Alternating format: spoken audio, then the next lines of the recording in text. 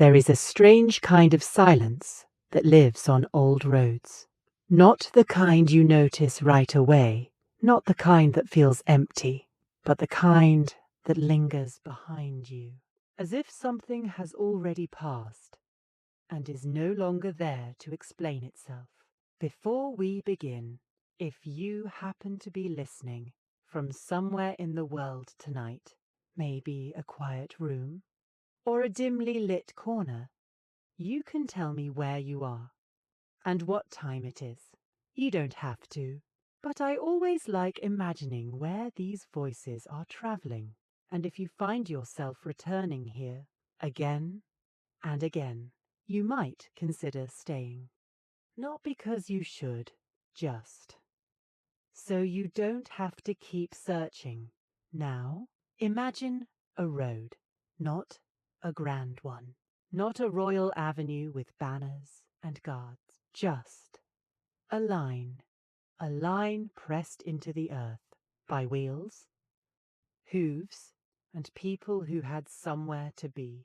It is early morning, the kind of early where the light hasn't fully decided to exist yet. There is moisture in the ground, and the road, if it can even be called that, is already beginning to soften, because that is the first thing to understand. A road in this world is not something that was built. It is something that happened. No one designed it. No one surveyed it with neat measurements or smoothed it with intention. It began, most likely, as a shortcut. Someone trying to avoid a longer path. Someone cutting across a field. Someone following someone else who seemed to know where they were going. And then another followed, and another, until the grass quietly gave up. And this is how many roads were born, not from planning, but from repetition, from habit, from people choosing again and again to walk in the same place. And once enough people do that, it stops being a choice. It becomes the way. But the problem with something that just happens is that no one is responsible for it. Not really. No one maintains it. No one fixes it. No one stands at the edge of it and says, "This will always be safe." And so the road changes, not over centuries, but over days. Rain pulls it apart. Wheels carve deeper lines into it. Horses turn soft ground into trenches. And sometimes, very slowly, the road begins to disappear, which is a problem, because by now, people are depending on it. Messages are depending on it. Orders, warnings, promises, things that were never meant to arrive late. And this is where the messenger appears, not as a hero, not as a legend, just a person given something to carry and told, in the simplest possible terms, "Take this." There, no one explains the road. No one explains what happens when the road stops being a road. And so he rides, or walks, or runs, depending on what he has and what he can afford. At first, it feels manageable. The ground is firm enough. The direction is clear enough. There are traces of others who have passed. Hoof marks, wheel lines, fragments of movement left behind. And this gives a strange kind of comfort, because even in uncertainty, there is proof that someone else survived this path. But comfort doesn't last very long, because roads like this, they do something very subtle. They invite you in, and then they stop helping you. The ground shifts. What was firm becomes soft. What was visible becomes uncertain. And what looked like one road becomes 3, or 5, or none at all. And this is where something strange begins to happen. Because instead of fixing the road, people begin to fix themselves. They learn how to read the mud. They learn how to follow broken grass. They learn how to guess which path feels more travelled. It becomes a skill, not of knowing the road, but of surviving it. And over time, this skill becomes something else, something expected. A messenger is no longer someone who carries a message. He is someone who understands how to move through uncertainty, which sounds impressive until you realize what it actually means. It means the road never improved. It means the burden shifted from the world onto the person. And so, instead of building safer paths, they began to expect stronger messengers. People who could endure the mud, the confusion, the constant small decisions that determine whether you arrive or vanish. And sometimes they did vanish, not dramatically, not in ways that would be remembered, just slowly, quietly, somewhere between one village and another, because the road never promised anything. And this is where things begin to settle into place. Not suddenly, but gradually, someone notices that messages are arriving late, or not arriving at all. And so they try something small, something temporary. They place a horse at a certain point, not a system, not an official station, just a horse waiting, so that when a messenger arrives, tired, slower than expected, he doesn't have to continue on the same animal. He can change. It is a simple idea, almost too simple, and at first it is treated that way, just a convenience, a small improvement, something to help in difficult moments. But then it works. Messages begin to move faster, not perfectly, but noticeably.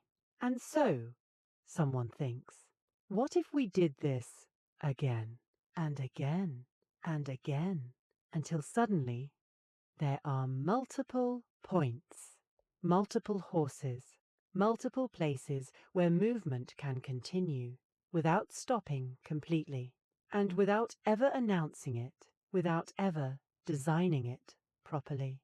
Something has formed, a system, not because anyone built it that way, but because it was useful, and usefulness in this world has a way of becoming permanent, even when it was never meant to be. There is something quietly unfair about giving a man a faster horse without giving him a safer road, because at first it feels like progress. The horse is stronger, rested, its breath is steady, its legs eager, and for a moment the world seems to open.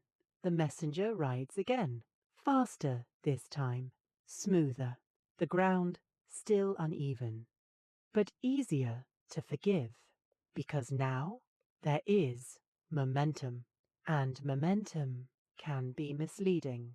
It gives the illusion that the problem has been solved, but the road has not changed. It is still soft in the same places, still broken where the rain collects, still uncertain where it splits into too many choices.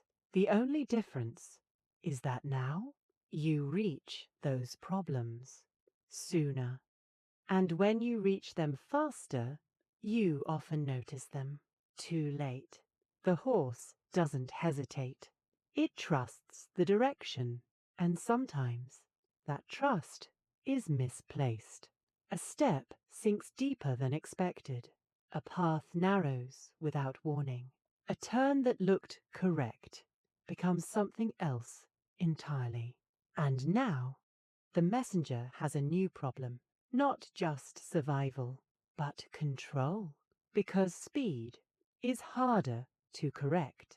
And this is where the road begins to show its true nature, not as a path, but as a series of small decisions that never stop, left or right, faster or slower, trust the ground or test it, follow the marks or question them. And none of these decisions feel important in the moment until one of them is wrong. And then everything becomes important because there is no one to ask, no sign to read, no guarantee that the path ahead still exists. Only the memory of those who passed before, and even that can be misleading because not everyone who chose this path made it through. But the road doesn't show that. It only shows what remained visible. And so the messenger continues, because stopping is rarely an option. The message does not slow down. The urgency does not wait, and whoever sent him has already imagined him arriving. There is something almost cruel about that. The sender lives in certainty. The messenger lives in possibility. And between those two states, there is only distance. And distance is where things begin to go wrong. Not all at once, not dramatically, but gradually. The ground softens again. But this time, the horse is tired sooner because it was faster before. And so now, the strength that felt like an advantage becomes something else, a demand. The system, this quiet chain of horses, has begun to expect more. More distance, more speed, more reliability. And without anyone saying it, the messenger is now responsible for maintaining the illusion that everything is working, even when it isn't. And so he adjusts. He learns to ride longer than he should, to push the horse further than is wise, to ignore small signs of danger, because stopping would mean delay, and delay has consequences, not always immediate, but always waiting. And this is how something temporary begins to change behavior. At first, the extra horse was a kindness, a support, a relief. Now, it is an expectation. You should arrive faster. You should endure more. You should make fewer mistakes, even though the road has not improved. And this creates a quiet tension between what is possible and what is expected. And the messenger lives exactly in that space where the body says, slow down, and the system says, no. And over time, that tension becomes normal. No one questions it. No one steps back and says, this is unreasonable, because it works most of the time. And in this world, most of the time is often enough until it isn't, until something breaks. Not the road, not the system, but the person. And even then, the solution is rarely to fix the road. It is to send someone else, perhaps with a stronger horse, or a better sense of direction, or simply more willingness to endure. And this is how the role changes, quietly, almost invisibly. The messenger is no longer someone who travels a difficult path. He becomes someone who is expected to survive it, which is not the same thing, and in some ways it is much worse, because once survival becomes part of the job, danger is no longer a problem, it is a requirement, and requirements have a way of becoming permanent, just like the road, just like the system of horses, just like the expectation that someone will always make it through, even when the path never promised that. There is a moment somewhere along the road when the messenger realizes that the ground is not the only thing he needs to worry about. It doesn't happen all at once. No one tells him. There is no sign, no warning carved into wood. It begins very quietly, with a person standing still, not blocking the road, just present. And at first, that feels reassuring, because for a long time there has been no one, only distance, only uncertainty, only the slow repetition of hooves against uneven ground. So when another human appears, it feels like relief. Someone who might know the way, someone who might confirm that the road ahead still exists, someone who might simply acknowledge that you are here, and so the messenger slows, not fully, just enough to recognize the situation. And this is where things begin to shift, because the road, for all its problems, was at least honest. Mud does not pretend. A broken path does not lie. A flooded crossing does not mislead. It simply exists as it is. But people are different. They can ask questions. Where are you going? Who sent you? What are you carrying? And none of these questions are simple, because the answer is rarely yours to give. The message belongs to someone else. The destination belongs to someone else. Even the urgency belongs to someone else. And yet, you are the one standing there, expected to respond. This is where the job becomes strange, because the messenger is both important and replaceable. He carries something valuable, but he himself is not. And the person on the road, whether curious or suspicious or something else entirely, can sense that. Not consciously, not always, but enough. Enough to ask again. Enough to step closer. Enough to notice the way you hesitate. And hesitation is a language.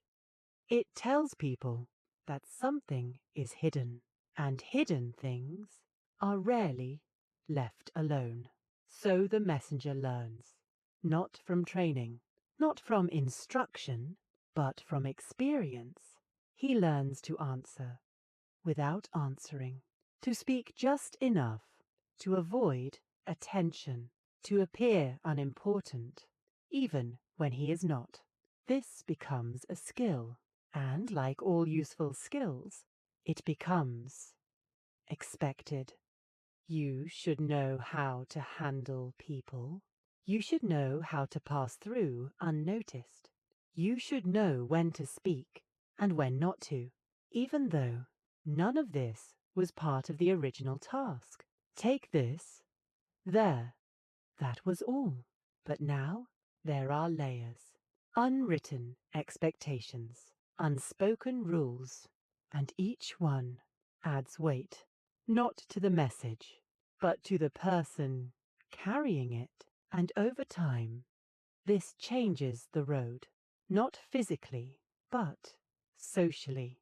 Because once people realize that messengers exist, they begin to adjust. Some become helpful, offering directions, sharing small pieces of information, pointing towards safer paths. Others become interested, and interest can turn into opportunity. A tired rider, a valuable-looking pouch, a sense of urgency. These are not just details, they are signals, and signals attract attention. Sometimes quiet attention, sometimes not. And so the messenger begins to move differently. He avoids certain places, certain people, certain times of day.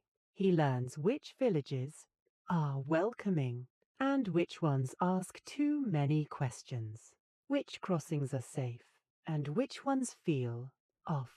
And none of this is written anywhere. It is learned slowly, through small mistakes, small encounters, small moments where something felt wrong, but nothing happened. Until one day something does. And this is where the illusion breaks. Because up until now, danger has been manageable. The road was difficult, but predictable. The system was imperfect, but functional. Even the people could be understood. But then something happens that does not follow the pattern. Someone who does not ask questions, someone who does not speak, someone who simply acts. And suddenly, all the small adjustments, all the learned behaviors are no longer enough. Because this was never a system built for safety. It was a system built for movement. And movement does not protect you. It only carries you forward into whatever comes next. And sometimes what comes next was already waiting. This is the moment that changes everything, not just for the messenger, but for the people who rely on him. Because now there is uncertainty, not about the road, but about the outcome. Will the message arrive? Will it be delayed? Will it disappear? And when that question appears, something begins to shift, not in the road, not in the weather, but in the system. Because now someone, somewhere, starts to think, what if we could control this? What if we could make it safer? And as always, the first attempt is small, temporary, almost accidental. A document, something simple, something carried alongside the message. Not the message itself, but proof. Proof that the messenger is allowed to be here, that he belongs on this road, that he should not be stopped. It is a fragile idea, a piece of writing, in a world where writing is not always trusted, but still it helps, sometimes, and sometimes is enough to make it permanent. The document, at first, does not look important. It is small, folded, sealed, perhaps something that fits easily into a pouch or inside a layer of cloth. It does not change the road. It does not change the weather. It does not make the horse stronger, but it does something else. It changes how people look at you, and that, in this world, is often more powerful.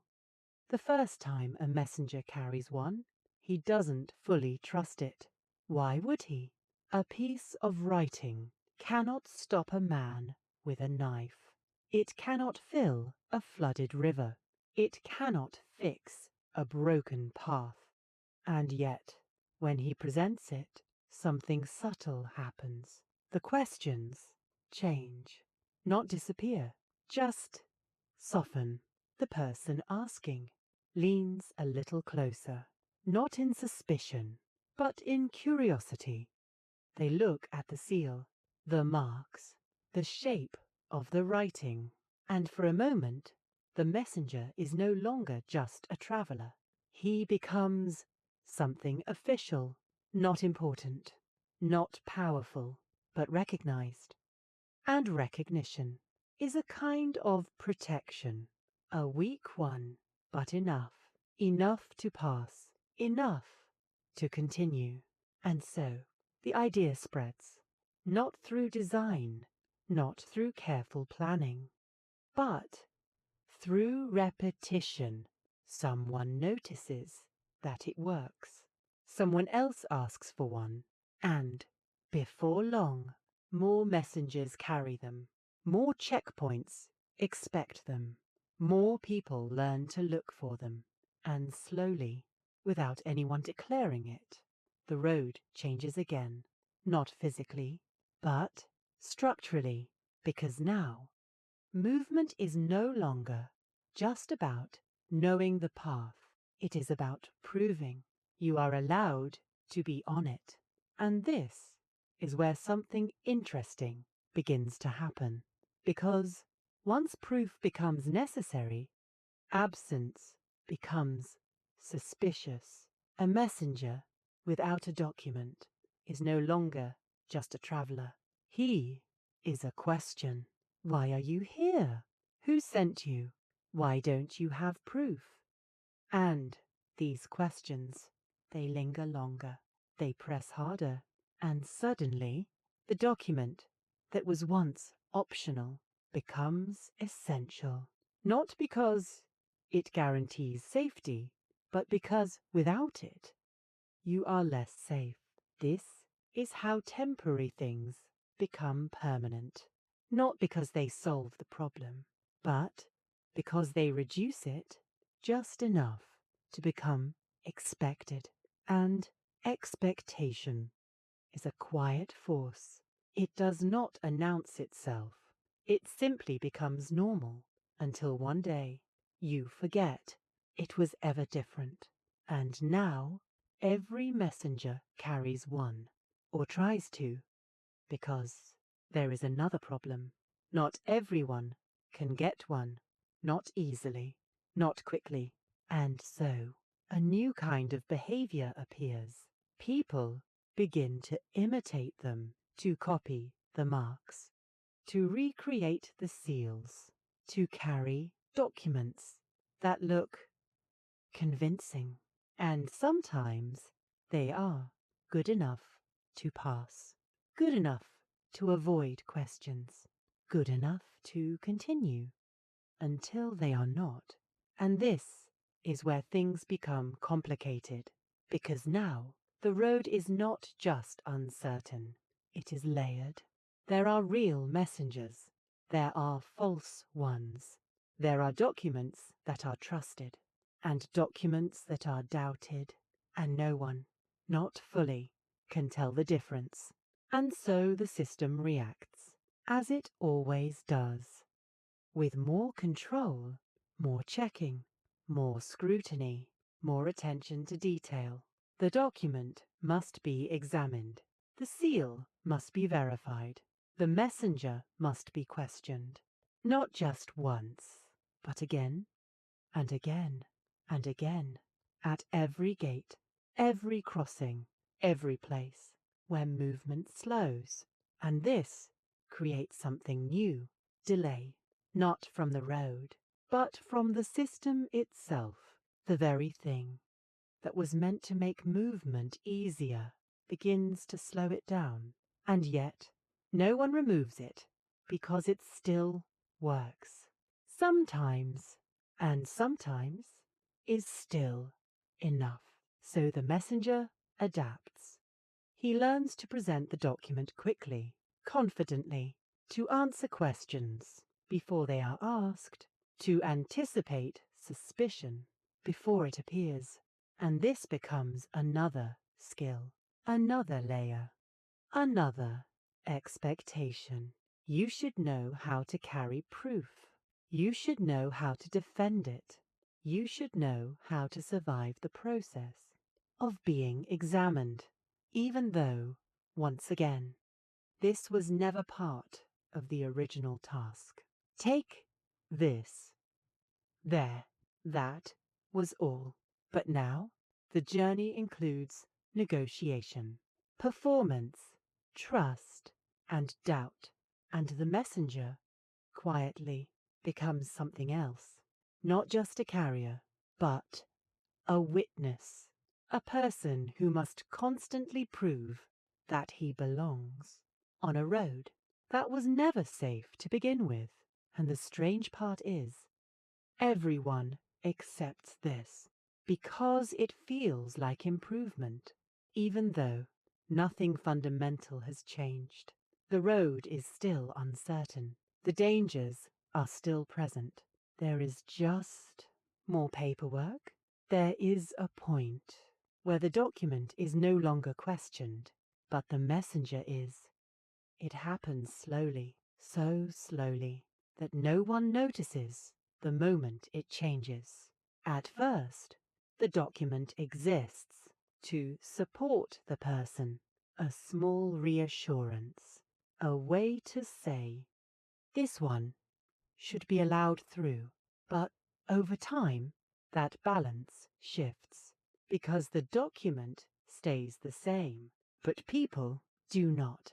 They change, they learn, they doubt, they compare, and eventually they begin to trust the paper more than the person holding it, which creates a very quiet problem because paper does not ride through mud.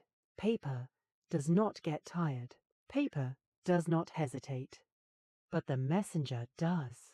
And those small human details, they begin to matter. A slight delay in answering a question, a moment of uncertainty, a look that lingers too long. These things are noticed. And once they are noticed, they are interpreted. And interpretation is not always kind. So now, when the messenger arrives at a gate, he does not simply present the document. He presents himself, his voice, his posture, his confidence. All of it becomes part of the exchange. And this is where the job becomes uncomfortably theatrical, because survival depends not just on movement, but on performance. The right tone, the right speed of response, the right balance between confidence and humility. Too confident, and you seem suspicious. Too uncertain, and you seem dishonest.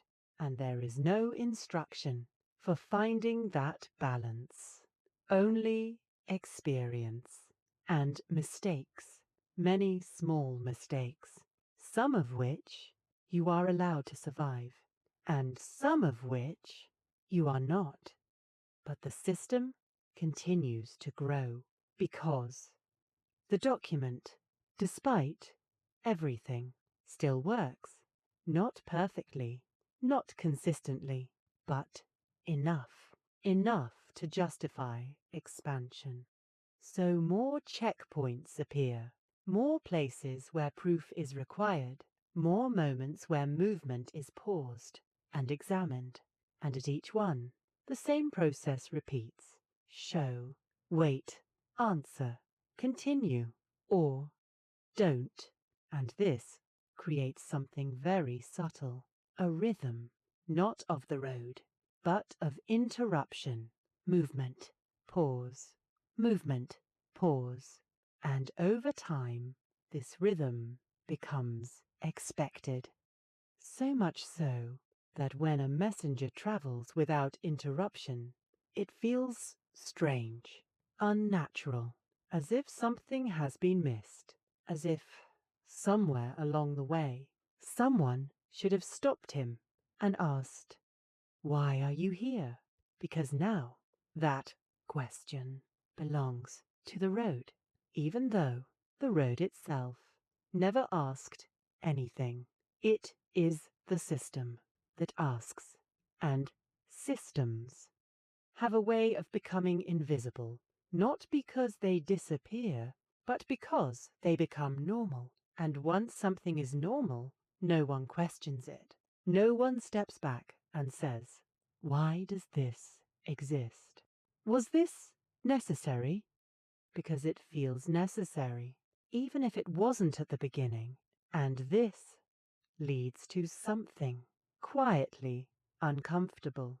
The messenger is now navigating two roads, one made of earth and one made of expectation. The first is difficult, the second never ends, because even when the ground is clear, the process remains. Even when the path is simple, the questions persist. And this changes how the messenger thinks, not just how he moves. He begins to anticipate the system, to prepare answers in advance, to adjust his behavior before arriving, to shape himself into something acceptable. And this takes effort, not physical effort, but something quieter, a constant awareness that he is being evaluated, that he must remain consistent, that one small deviation could change everything. And over time, this becomes exhausting, not in a dramatic way, but in a steady, persistent way, the kind that builds slowly, the kind that doesn't announce itself, until one day the messenger realizes that the road was never the hardest part. It was everything built around it, and still none of it is removed, because it works enough.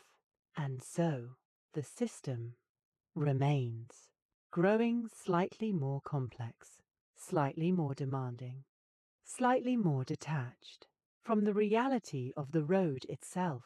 And the messenger continues, not because it is easy, not because it is safe, but because it is expected, and expectation, once established, is very difficult to undo, even when it was never meant to exist. There is something quietly unsettling about being stopped by something that was meant to help you. At first, the delay feels reasonable. A question, a glance at the document, a moment of hesitation. It makes sense. After all, people want to be sure, and certainty is comforting. But certainty takes time, and time is something the messenger never truly has. Still, he waits, because this is the system now. You arrive, you present, you pause, and in that pause, something happens. Not always visible, not always acknowledged, but present. You are no longer moving, and when you are not moving, you are vulnerable. This is the first shift, a small one, almost easy to ignore, but it builds, because the more the system grows, the more places require that pause, more gates, more crossings, more hands reaching out to inspect, to question, to confirm, and each time the same stillness, the same exposure, the same quiet moment where you are no longer passing through, but being held. And at first, this feels like structure, like order, like control. But over time, something else begins to appear. Patterns, not in the road, but in the stops. Certain places take longer than they should. Certain people ask more than they need to. Certain pauses feel intentional. And this is where the system begins to bend, not break, just shift. Because once someone realizes that movement can be controlled, they begin to experiment. A longer question, a delayed response, a second inspection, nothing extreme. nothing obvious, just enough to test the boundaries. And sometimes nothing happens. The messenger waits, answers, moves on. But sometimes something else happens. A suggestion. You seem tired. You've come a long way. Perhaps you should rest. And the words are gentle, almost kind, but they carry weight, because behind them is an understanding. You need to continue, and they control whether you can. And this is where the system reveals something uncomfortable. It is not neutral. It cannot be, because it is made of people, and people have preferences and interests and moments of curiosity that stretch just a little too far. So now the messenger must learn another skill, not just how to move, not just how to present, but how to navigate power. Small, localized power, the kind that exists at a gate, at a crossing, at a place where someone else decides whether you continue. And this power, it accumulates, not in one place, but everywhere.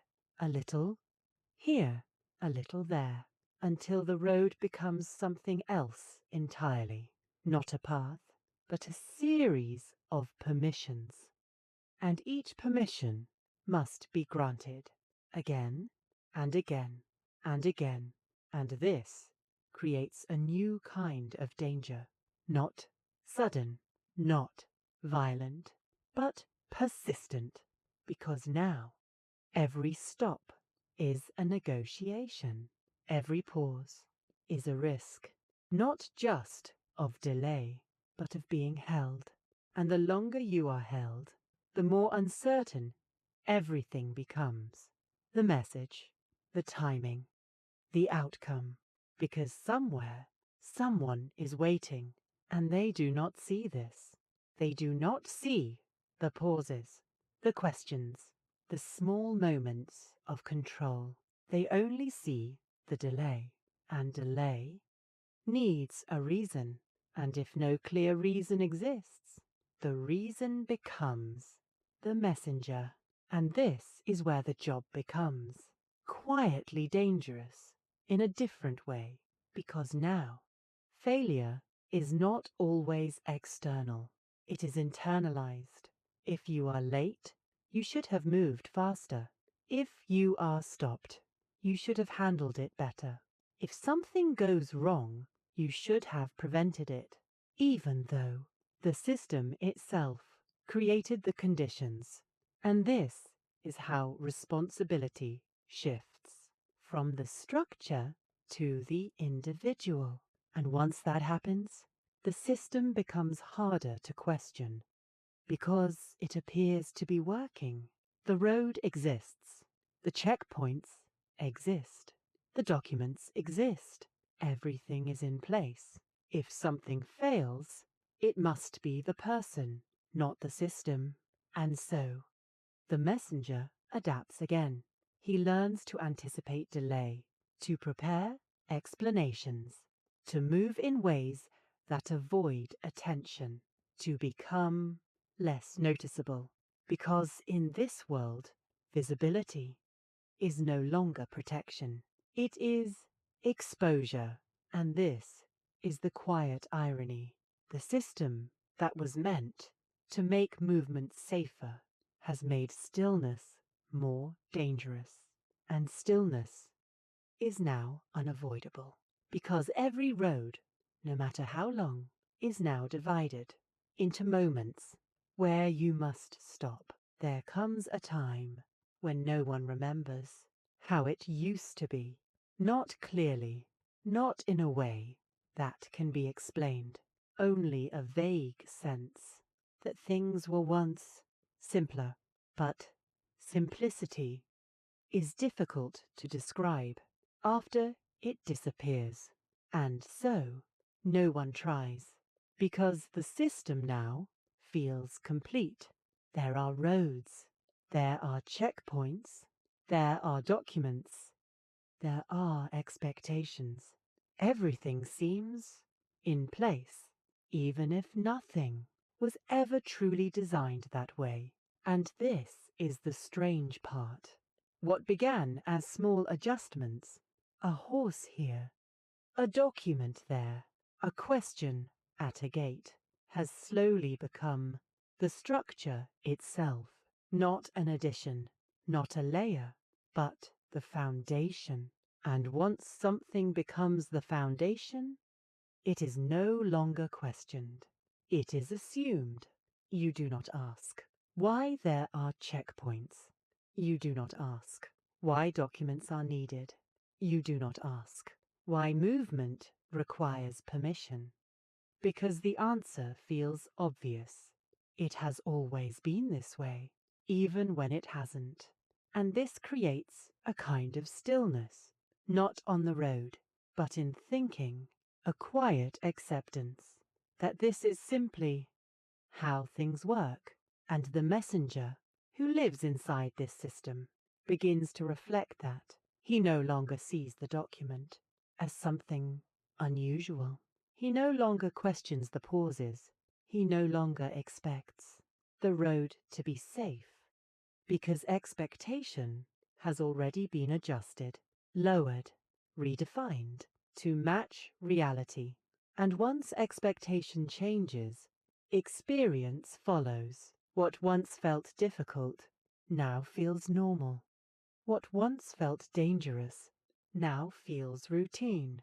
And routine is a powerful disguise. It makes risk feel manageable, even when it isn't. So the messenger continues, not cautiously, not fearfully, but steadily, because this is the work, this is what is required. And somewhere along the way, the job becomes something else, not just carrying messages, but maintaining the illusion that the system is stable, that movement is possible, that things arrive, even if that is not always true. And this illusion, it matters, because people depend on it. Kings, cities, armies, families, all of them send something and expect it to arrive. And the messenger quietly supports that expectation, even when he knows how fragile it really is, because he has seen it. The roads that vanish, the paths that split into nothing, the checkpoints that delay without reason, the questions that do not end. And yet he still rides, because stopping does not fix any of it. And this is where something subtle happens. The messenger begins to separate two realities, the one people believe in and the one he moves through. In the first, the system works. Messages are sent. Messages are received. Everything connects. In the second, nothing is certain. Everything depends on conditions, on decisions, on moments that cannot be predicted. And the messenger lives between these two worlds, carrying one while surviving the other.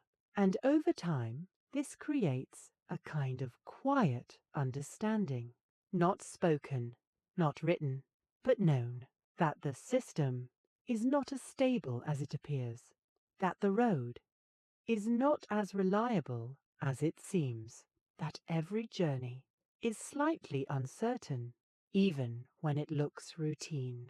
And this knowledge, it does not change anything, because it cannot. The system is too large now, too established, too necessary. So instead, the messenger adapts. He becomes more careful, more observant, more aware of the small details that others ignore. The way a checkpoint feels, the tone of a question, the condition of the ground. These things matter because they are the only clues he has. And this is where the job becomes something almost instinctive, not learned through instruction, but through repetition, through experience, through surviving just enough times to understand the pattern, even when the pattern does not fully exist. And yet, despite all of this, nothing changes. The road remains uncertain. The system remains demanding. The expectations remain fixed. And the messenger continues. Not because it makes sense, but because it has become normal. And normal things are rarely questioned. Even when they should be, there is a moment when a system stops being followed and starts being used. Not openly, not loudly, just slightly differently. At first, nothing looks unusual. The checkpoints are still there. The questions are still asked. The documents are still shown. Everything appears as it always has. But something small has shifted. The pause lasts a little longer. The questions become a little more specific. The tone changes just enough to be noticed. And the messenger, if he has been on the road long enough, feels it. Not immediately, but gradually. A sense that something is not quite aligned. Because systems, even imperfect ones, have a rhythm, a pattern. And when that pattern changes, it creates friction. Small at first, almost easy to ignore, but persistent. And this is where the first layer of misuse begins. Not as corruption, not as crime, just as preference. A guard who asks one traveller more questions than another. A checkpoint that delays some messages, but not others. A moment of hesitation. That seems unnecessary.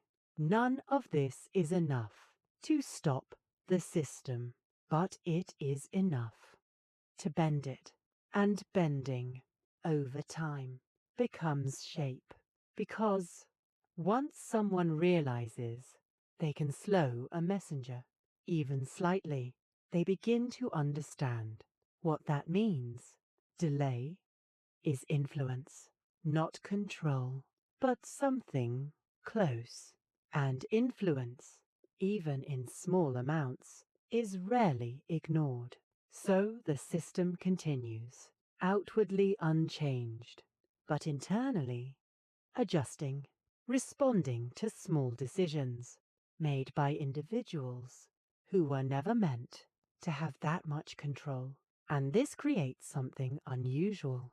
The road, which was once unpredictable because of nature, is now unpredictable because of people. And people are harder to read because mud behaves the same way. Rain follows patterns. Distance remains consistent. But people change. They react. They interpret. They decide. And their decisions do not always follow logic. Sometimes they follow mood, or curiosity, or something simpler, opportunity. And this is where the messenger begins to notice something uncomfortable, that the system, which was meant to create order, has created openings, small ones, but enough. Enough for someone to ask one more question than necessary. Enough to delay one message, just a little longer. Enough to observe what is being carried. And once observation becomes possible, interest follows, and interest is rarely passive. So now the messenger must learn something new, not how to move faster, not how to answer questions, but how to avoid becoming interesting, because interest draws attention and attention creates risk. So he adjusts. He becomes quieter, more neutral, more forgettable. He avoids drawing the eye, avoids speaking too much, avoids showing anything that might suggest importance, which is a strange thing for someone carrying something important, but necessary, because in this world, importance is not protection, it is exposure, and over time, this behavior spreads. Other messengers learn it, not through instruction, but through observation, through small warnings, small stories, small moments shared quietly between those who understand the road. Don't stop there. Don't speak too much. Don't show what you carry. And these become unwritten rules, not part of the system, but essential to surviving it. And this is where the system reveals its final contradiction. It appears structured, but survival depends on what is not written, on what is not official, on what cannot be recorded or enforced. And the messenger, once again, carries the burden, not just of the message, but of navigating a system that no longer behaves the way it was intended. And yet no one fixes it, because it still works most of the time, and that is enough. Until one day it isn't. But that day never arrives all at once. It arrives slowly, one delay at a time, one question at a time, one moment that lingers just a little too long, until the road, which was never safe, becomes something else entirely, not just uncertain, but controlled in ways that are difficult to see.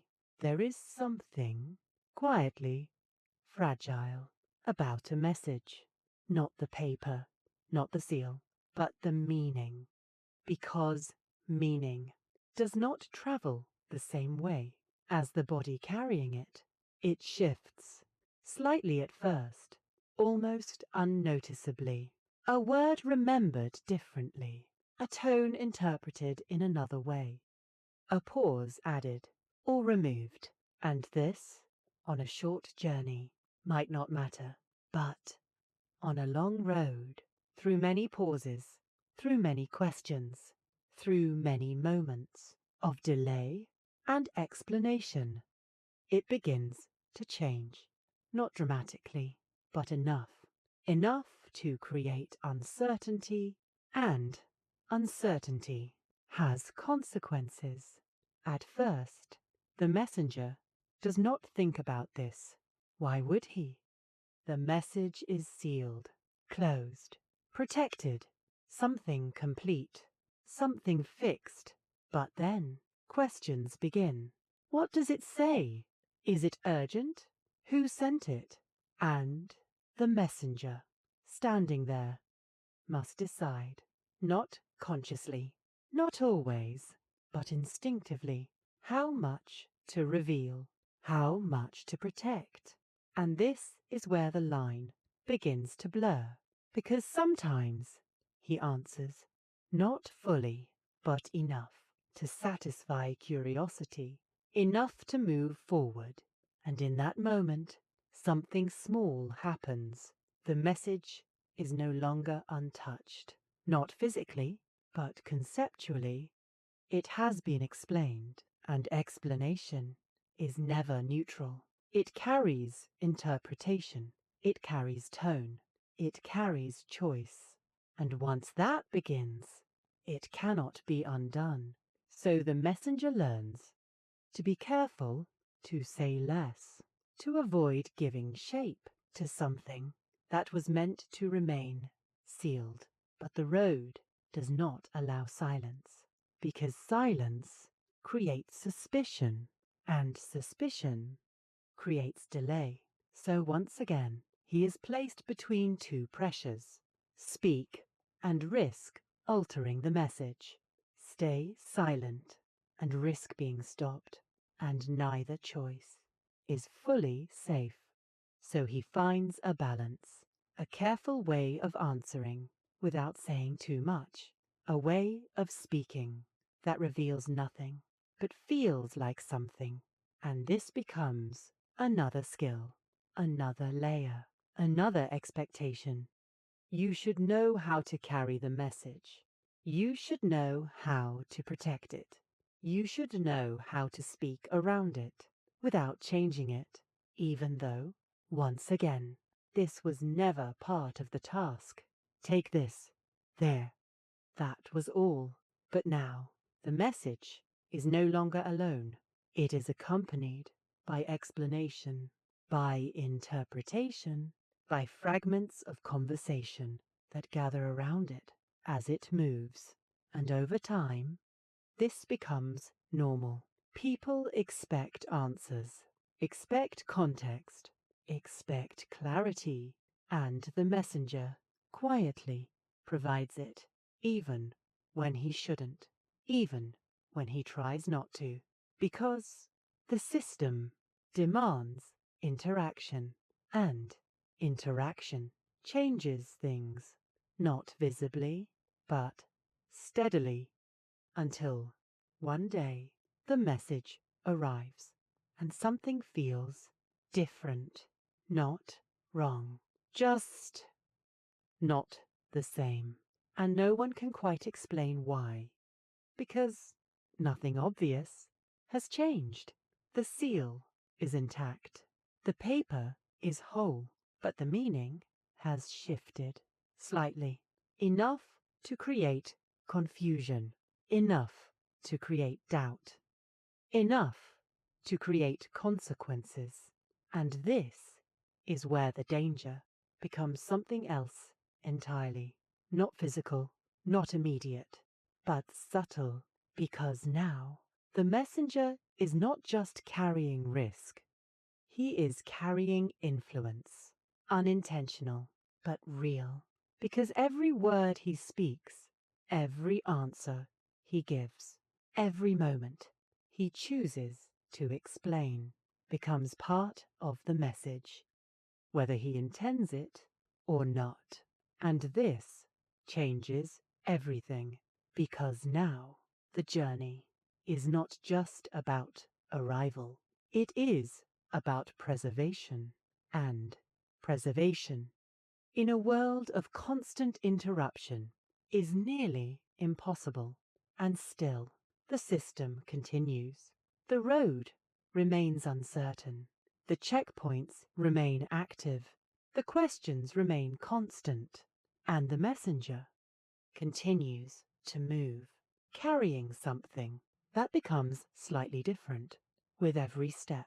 There is a strange expectation that once a message is sent, it exists somewhere, that it is moving, progressing, getting closer, even if slowly, even if delayed. There is comfort in believing that it is still on its W. But the road does not guarantee that. It never did. And this is something people rarely consider, because absence is difficult to understand.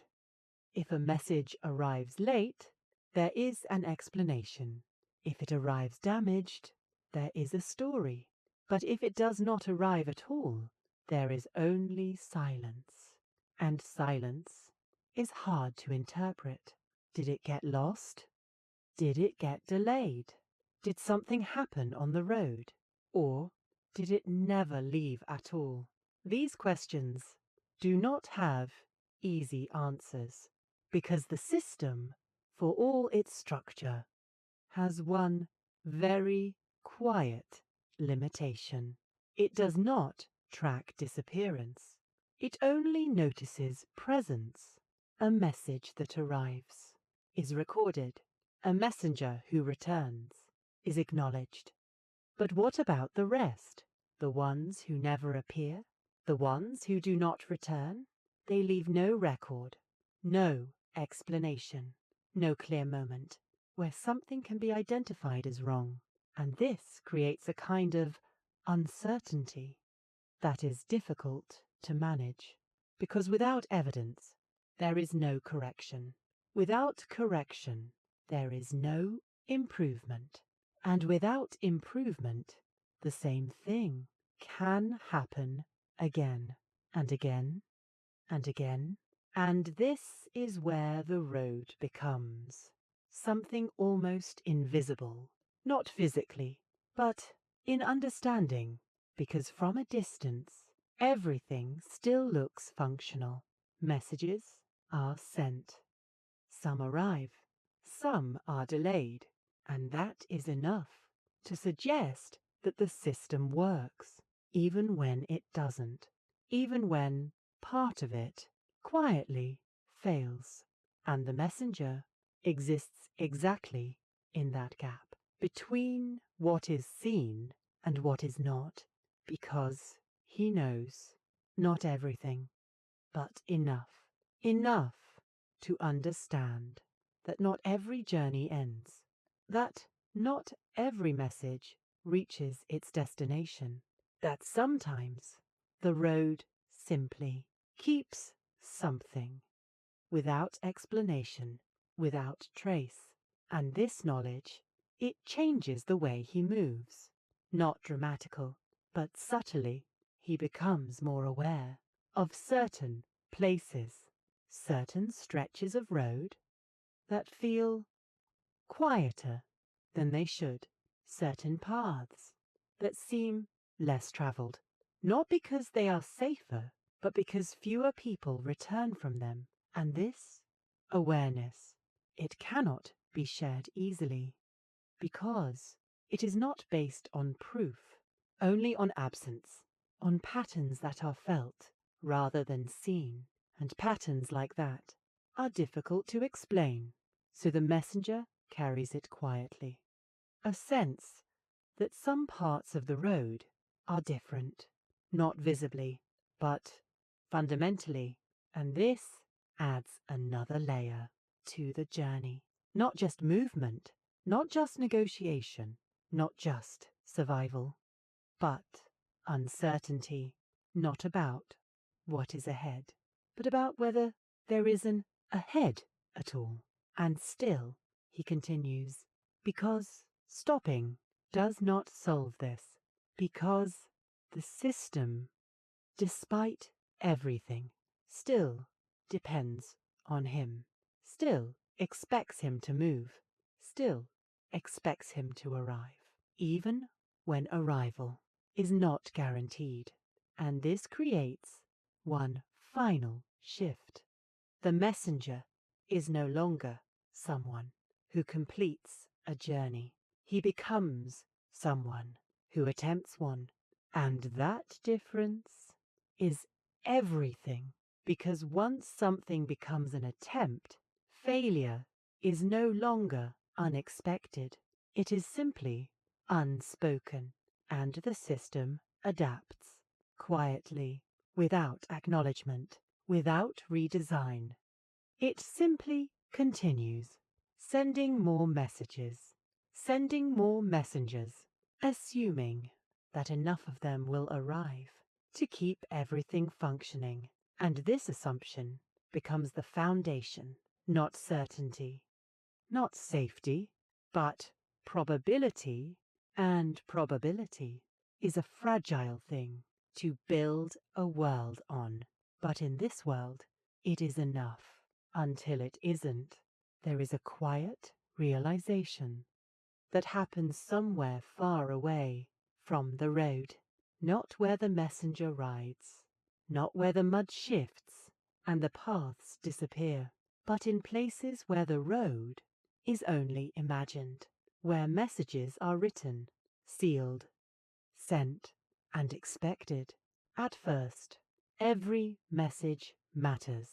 Every delay is noticed. Every absence is questioned. Because the system is still new, still uncertain, still fragile. But over time, something changes. Not in the road, not in the messenger, but in expectation. Because patterns begin to form. Some messages arrive quickly, some arrive late, some do not arrive at all.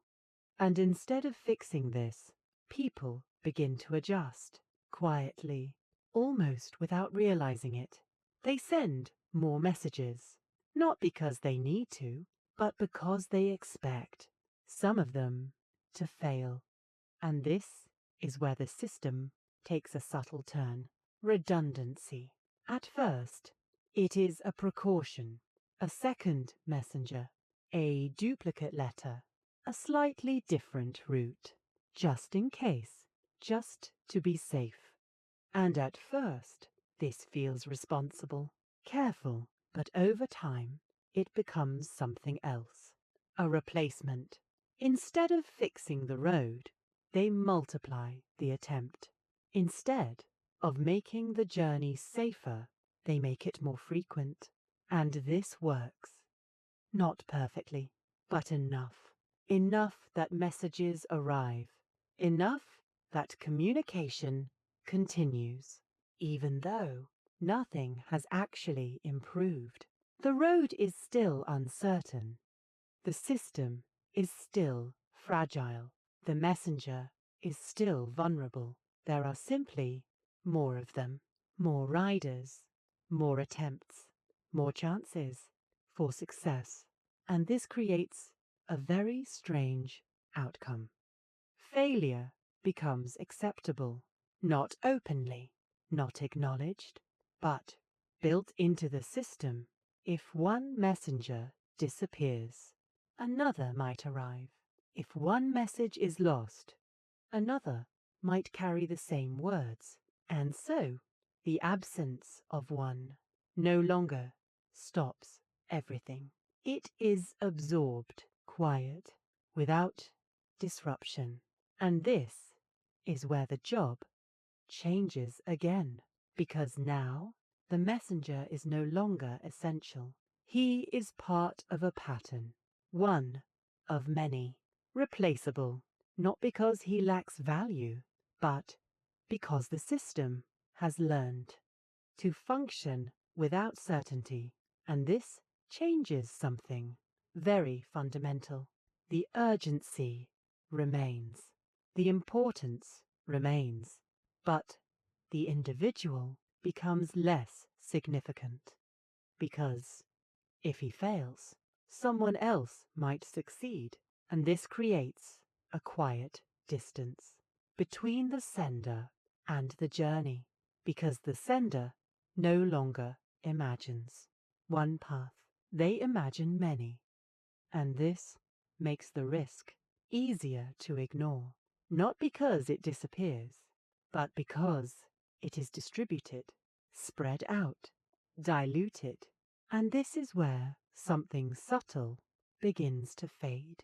Responsibility, not completely, but slightly, because when failure is expected, it becomes less personal, less urgent, less visible. And this affects the messenger in ways that are difficult to see, because nothing is said. No one explains this shift, but it is felt in small ways. A message that seems less precise, a delivery that feels less critical, an expectation that feels lighter, not easier, just less focused. And over time, this changes how the messenger moves. Not dramatically, but subtly. He is still careful, still aware, still navigating all the same dangers. But something has shifted, a sense that even if he fails, the system will continue. And this is a dangerous kind of comfort, because it does not remove risk. It only softens its meaning. And when risk feels softer, it becomes easier to carry, easier to accept, easier to ignore. And so the messenger continues, not because he believes he will arrive, but because the system does not require him to. It only requires that someone does. And this is where the road becomes something else entirely. Not a path of certainty, but a field of attempts, where movement is constant, where success is partial, where failure is expected, but never discussed. And the messenger is just one part of that motion, moving forward, hoping quietly to be the one who makes it through. There is a moment, not at the beginning, but somewhere in the middle of many journeys, where the messenger stops thinking about the destination. Not completely, just less, because at first, everything is about arrival, the place, the person, the moment of handing something over and knowing it is done. But over time, that moment becomes distant, not physically, but mentally, because there are too many other things to focus on.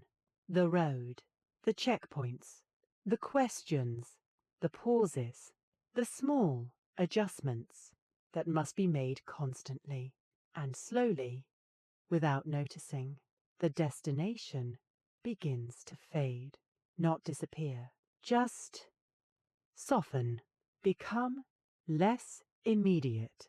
And this creates a strange shift. The messenger is still moving forward, still carrying the message, but the purpose feels quieter, less urgent, because urgency is difficult to maintain over long distances.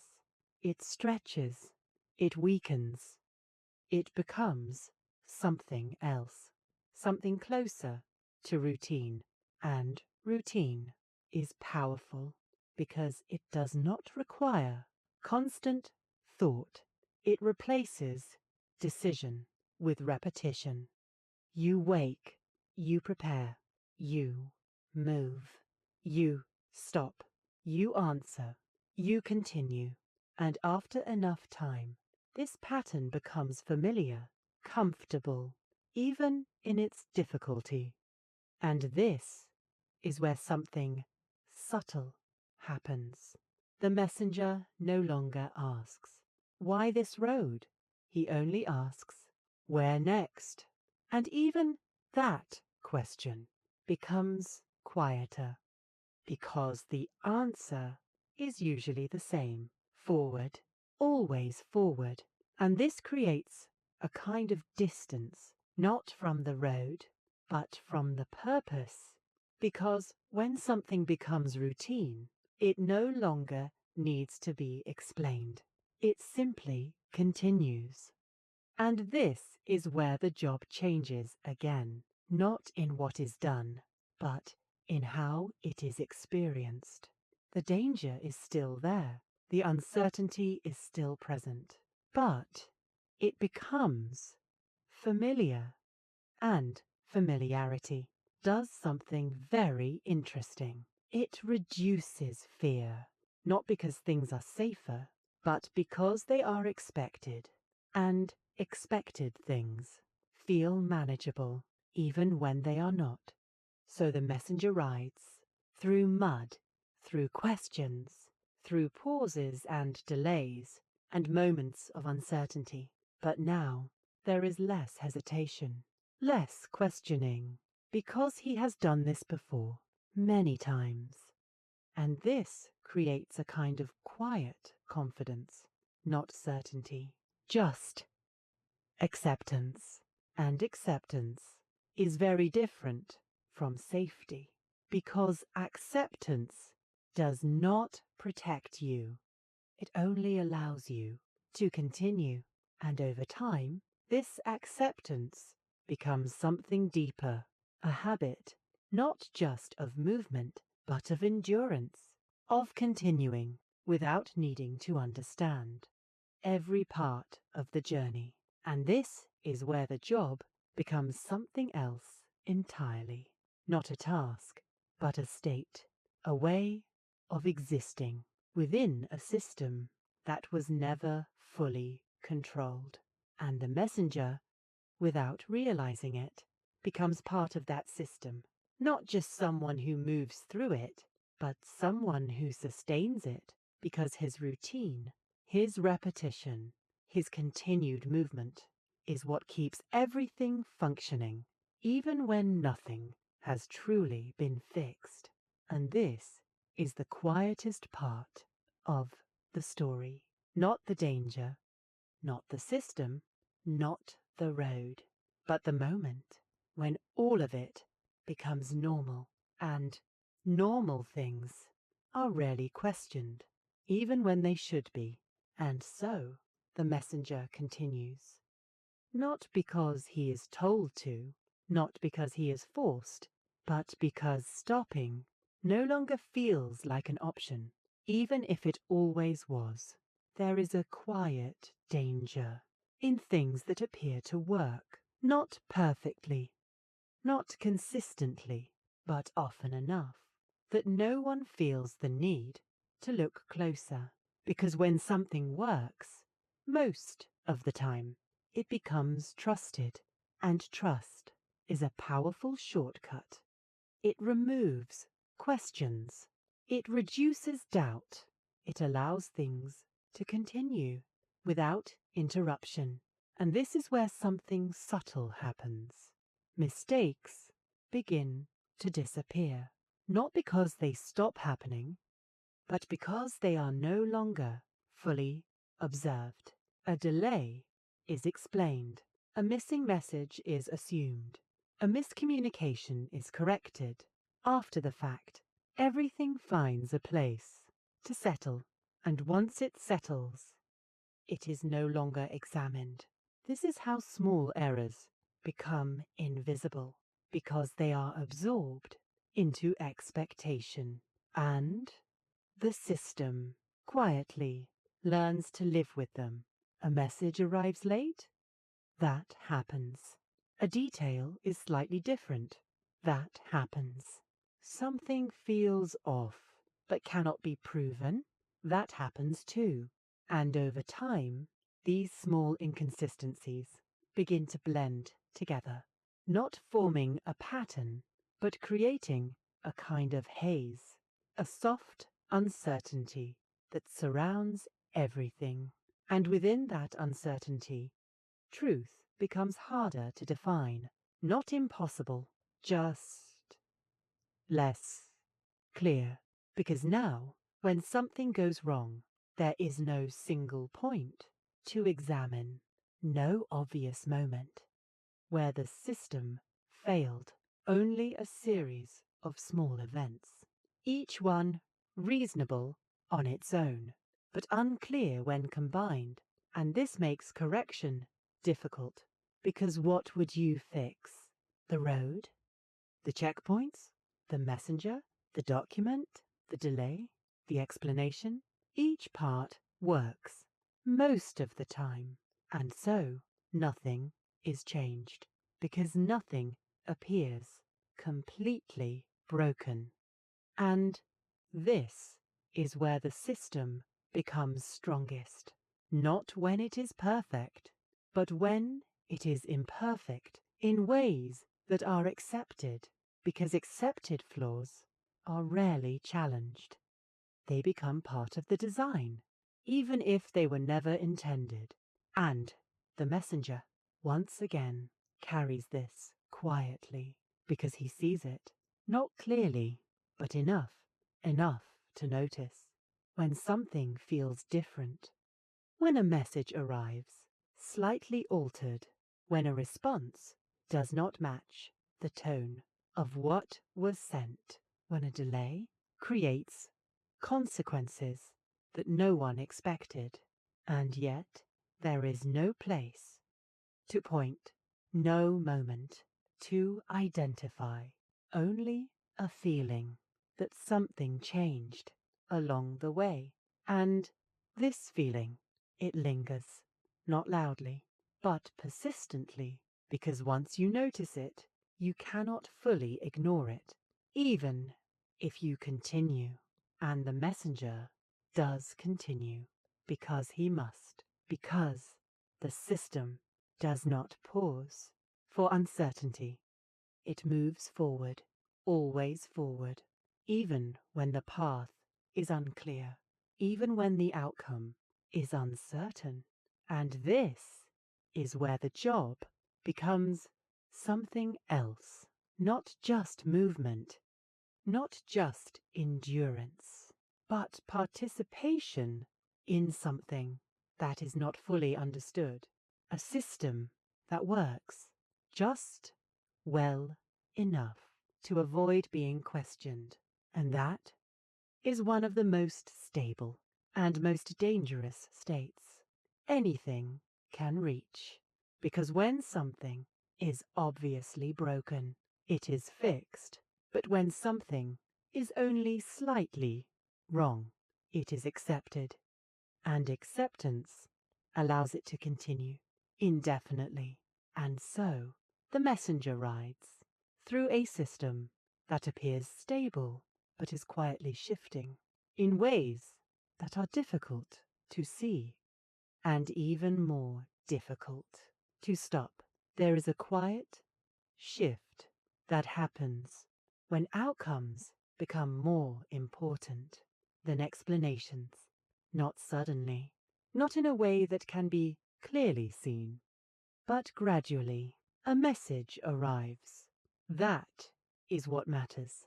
It is read, understood, acted upon, and whatever happened before that moment is rarely examined, because the result exists, and the result feels complete, even if the journey was not. At first, this seems reasonable. Why question something that worked? Why look back when everything appears to be in place? And so, no one does. They accept the arrival. They trust the content. They move forward. And this creates a very quiet blind spot, because the journey, with all its interruptions, its delays, its small moments of uncertainty, is left behind, unseen, unmeasured. And over time, this becomes normal. Messages are judged only by their arrival, not by how they travelled, not by what they encountered, not by what may have changed along the way. And this has consequences, because once the journey is no longer considered, it no longer matters. And when something does not matter, it is not protected, it is not improved, it is not understood. It simply exists. And the messenger who lives inside that journey becomes invisible, not completely, but functionally, because he is only noticed when something goes wrong, when a message is late, when something is missing, when confusion appears. Then he is questioned. But when everything works, he disappears, not physically, but in attention. And attention is what creates change. Without it, things remain the same, even when they shouldn't. So the system continues.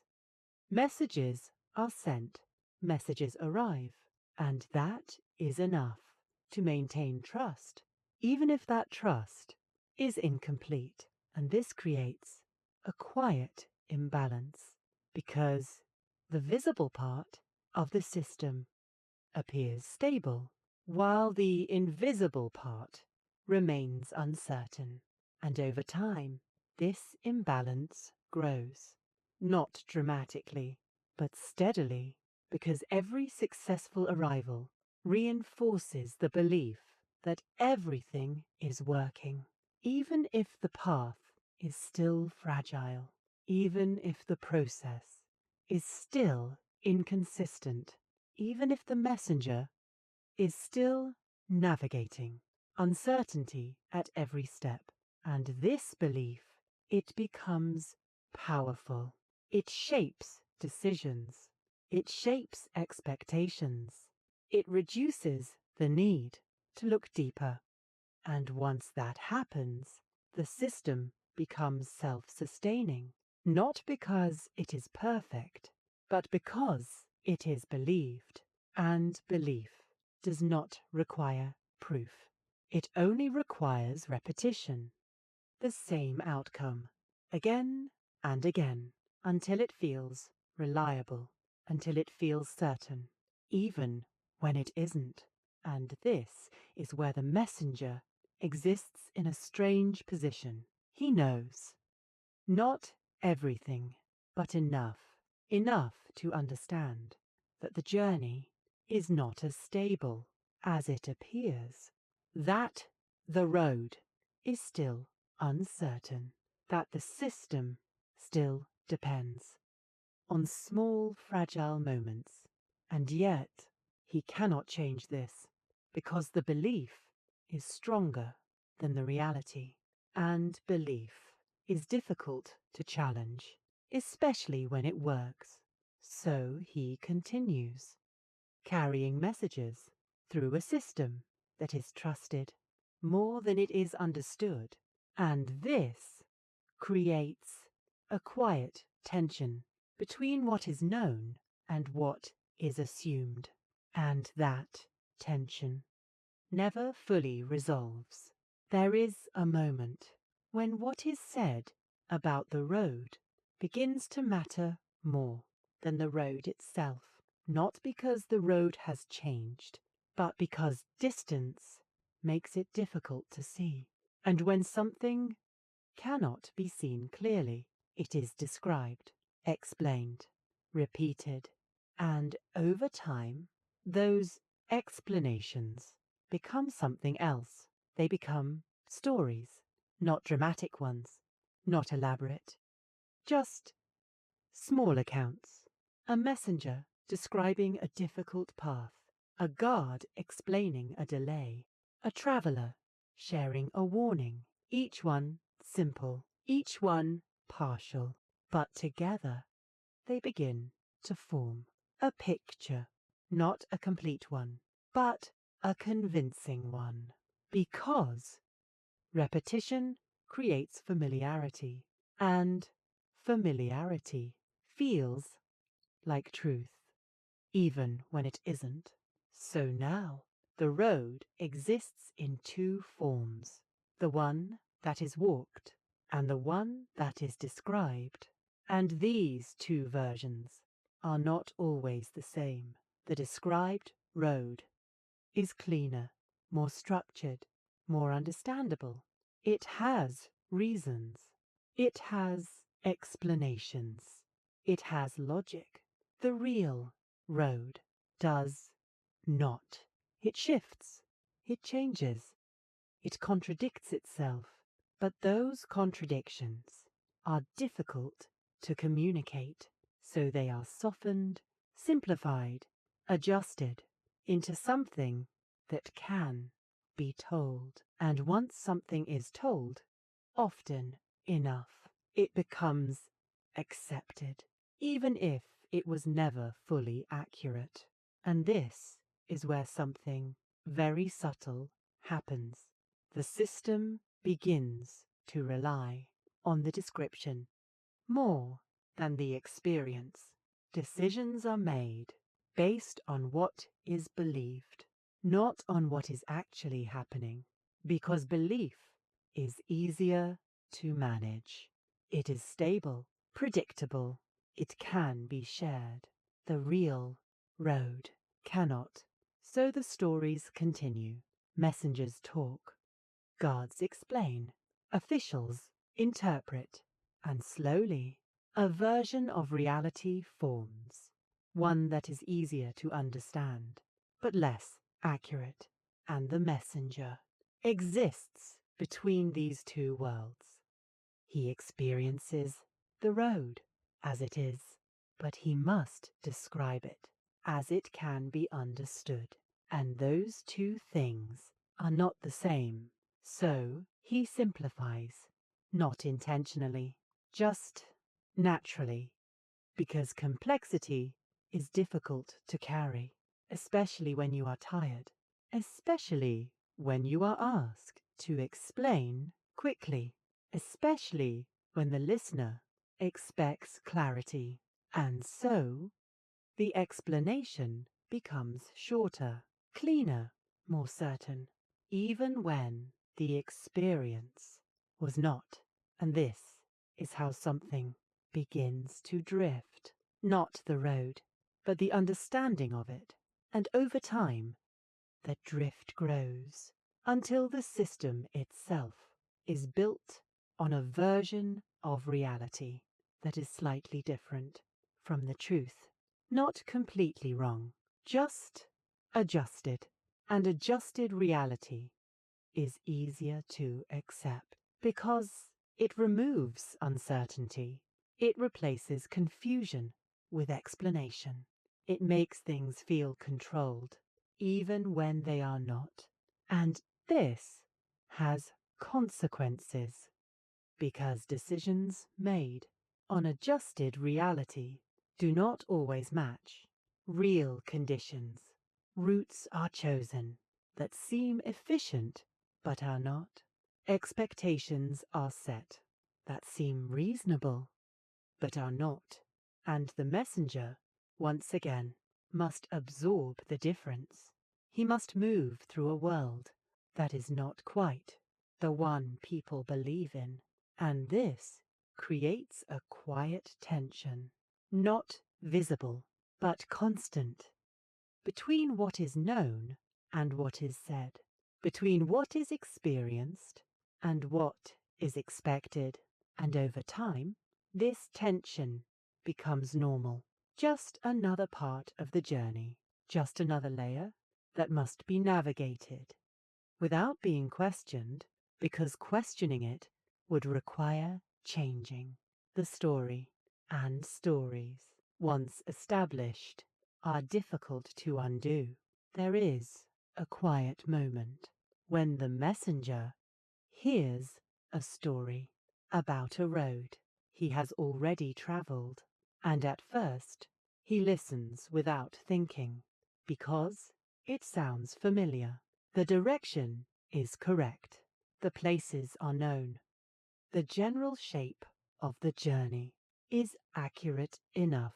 But then something feels different. Not wrong, just smoother. The road is described as more predictable, more structured, less uncertain. And the messenger pauses, not outwardly, just internally, because he remembers it differently. He remembers the hesitation, the uneven ground, the moments where nothing was clear. But the story does not include those things. It moves cleanly from one point to the next. And for a moment, this creates a small tension, a quiet resistance, because the experience and the description do not fully match. But the story continues, confident, clear, repeated, as if it were certain. And something subtle happens. The messenger begins to wonder if his memory was the uncertain thing, not the road, because memory is not perfect. It shifts, it fades, it adjusts. And when something is repeated with confidence, it begins to feel more stable than something remembered, even if it isn't. So the tension softens, not because it is resolved, but because it is easier to accept the clearer version. And this is how something changes, not in the road, not in the system, but in the mind of the messenger. He begins to align his memory with the story, not completely, just enough to remove discomfort, just enough to make things feel consistent. And over time, this happens again and again. Different roads, different stories, all slightly cleaner than the experience itself, all slightly more certain than reality. And each time, the adjustment becomes easier because consistency feels better than contradiction. So the messenger, who once relied on instinct, on observation, on direct experience, begins to rely on something else, expectation, not of what is, but of what is believed to be. And this changes how he moves, not immediately, but gradually. He anticipates smoother paths. He expects clearer routes. He assumes that the system works more reliably than it does. And when reality does not match that expectation, it creates hesitation, small at first, but enough, because hesitation on an uncertain road is dangerous. Not always, but often enough. And this is the quietest shift of all. The messenger, who once adapted to uncertainty, begins to expect certainty, even though the road has not changed, even though the system is still fragile, even though the risks are still present. And this expectation, it does not protect him. It does the opposite. It removes the instinct that once kept him alert. It replaces caution with assumption, and assumption on a road like this is rarely safe. But the system continues. The stories continue. The descriptions remain clean, clear, certain, and the messenger continues to move within them, not fully trusting, but not fully questioning either, because questioning takes effort, and effort is already spent on the road itself. So he accepts, not completely, just enough, enough to continue. And this creates one final contradiction. The person who knows the road best begins to trust it less accurately, not because he forgot, but because something clearer was offered, and clarity, even when it is incomplete, is difficult to resist. There is a quiet possibility that exists in every journey and is almost never spoken about, not because it is rare, but because it is difficult to accept. The possibility that everything is done correctly, and still the outcome is wrong, not delayed, not lost, but wrong. The messenger leaves on time. He follows the road. He presents the document. He answers the questions. He avoids attention. He makes careful decisions. He arrives, and yet something does not align. The message is read, and the response is unexpected, not because of what was written, but because of how it is understood. And this is where something subtle begins to emerge. The system, for all its effort, does not guarantee clarity. It only guarantees movement. And movement is not the same thing. Because a message can arrive exactly as it was sent and still be received differently, because meaning does not live in the message alone. It lives in the person receiving it. in their expectations, their assumptions, their interpretation, and none of those things travel with the messenger. So even if the journey is perfect, the outcome can still shift slightly, enough to change a decision, enough to alter a response, enough to create consequences that were never intended. And this is where the role of the messenger becomes quietly impossible, because he is responsible for delivery, but not for understanding. And yet, the two are often treated as the same. If something goes wrong, the journey is questioned. The messenger is questioned, even when the message arrived intact, even when everything was done correctly, because error needs a place to settle. It needs a cause, and the most visible part of the system is the messenger. So the weight returns, not because it is fair, but because it is convenient, and this creates another quiet tension between responsibility and control. The messenger carries the message. He protects it. He delivers it. But he cannot control what happens after. And yet, that does not remove expectation. It only complicates it, because now success is not defined by arrival alone. It is defined by outcome, and outcome is unpredictable. Even in the best conditions, even in the most careful journeys, even when nothing seems to go wrong. And this is where the system reveals something fundamental. It was never built to guarantee truth, only transmission, and transmission is not precise.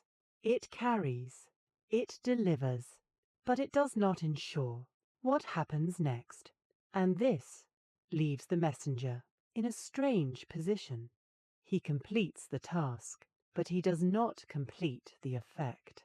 And that difference is rarely acknowledged, because from a distance, everything looks complete.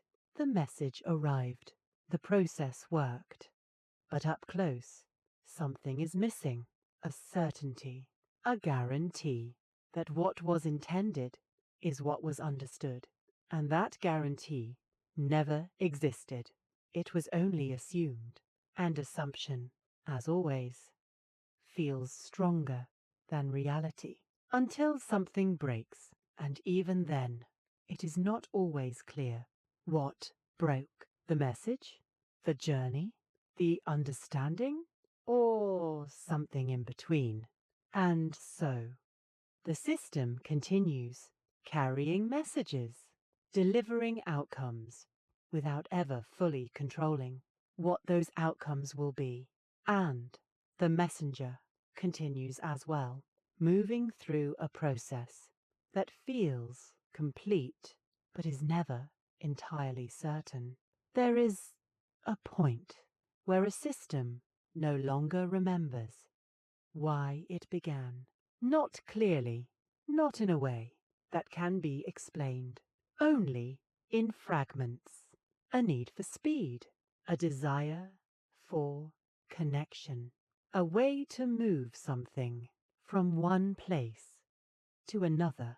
But the details are gone, replaced by structure, replaced by habit, replaced by a process that continues, because it always has. And this is where something changes, not in what is done, but in why it is done. Because once purpose fades, function remains. The road is still there. The checkpoints still operate. The documents are still required. Messengers still move. Everything continues. But the original reason is no longer present in the same way. It has been absorbed, flattened, turned into routine. And routine does not need explanation. It only needs repetition. So the system repeats the same actions, the same expectations, over and over, without asking if they still make sense, without questioning if they are still necessary, because questioning would require remembering, and remembering is difficult, especially when nothing has obviously failed. So instead, the system stabilizes, not through improvement, but through familiarity. Everything feels known, even if it is not fully understood, and this creates a kind of quiet inertia, a resistance to change, not because change is impossible, but because it feels unnecessary, and unnecessary things are rarely pursued. So the system continues, not because it is optimal, but because it is established, and the messenger once again moves within it, following paths that were never designed, presenting documents that were never meant to be permanent, stopping at checkpoints that were once temporary, all of it now fixed, now expected, now unquestioned.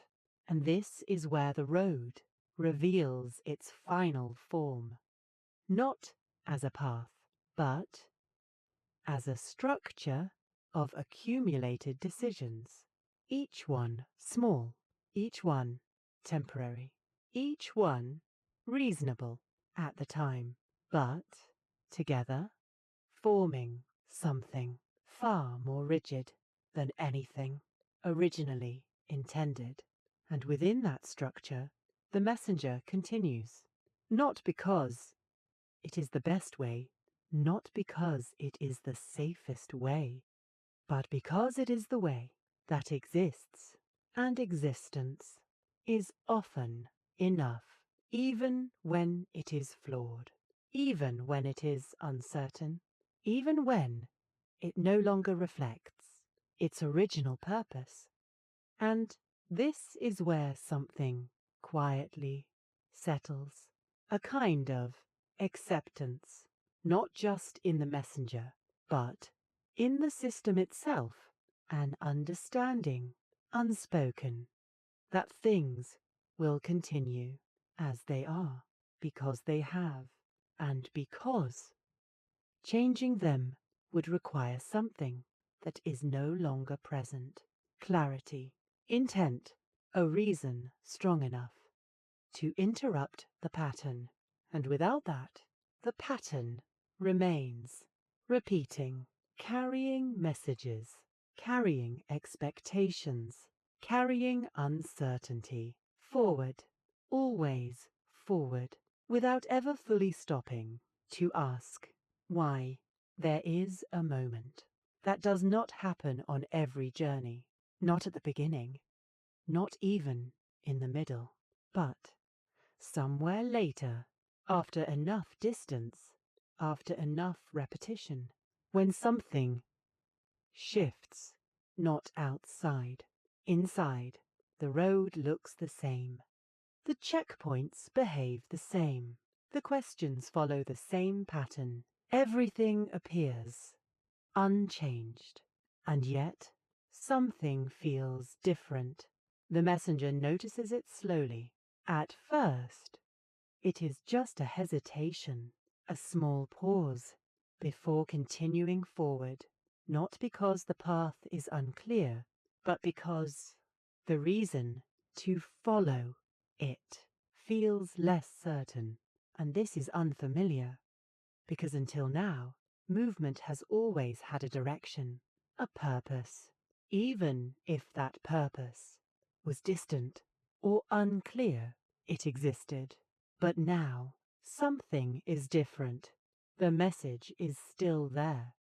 The destination still exists, but the connection between them feels thinner, less immediate, less real, as if the journey itself has become separate from what it was meant to do. And this creates a quiet question, not spoken, not fully formed, but present. Why this road? Not in a practical sense.